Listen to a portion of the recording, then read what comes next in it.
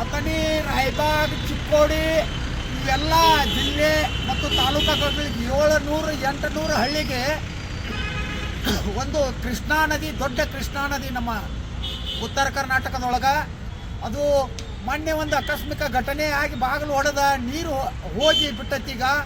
ಅದು ಹೋದ್ರಿಂದ ನಮಗೆ ಜೂನ್ ತನಕ ರೈತರ ಹೆಂಗೆ ಬದುಕುನು ಅಂತಂದ 700 ಹಳ್ಳಿ ರೈತರ ನೋವಿನೊಳಗದಾರ ಉತ್ತರ ಕರ್ನಾಟಕ ರೈತರ. ಅದಕ್ಕೆ ತಕ್ಷಣ ಎಚ್ಚೆತ್ತುಕೊಂಡ ಈಗ ಸರ್ಕಾರ ಈ ಕೃಷ್ಣಾ ನದಿಗೆ ಮಹಾರಾಷ್ಟ್ರದಿಂದ ಒಂದು 2 TMC ನೀರನ್ನು ಬಿಡಿಸ್ಕೊಂಬಂದ್ರೆ ಇದು 700-800 ಹಳ್ಳಿ ಜನರ ರೈತರ ಜನಸಾಮಾನ್ಯರ ಕುಡಿ ಸಮಸ್ಯೆ ಬಗೆಹರಿತೈತಿ.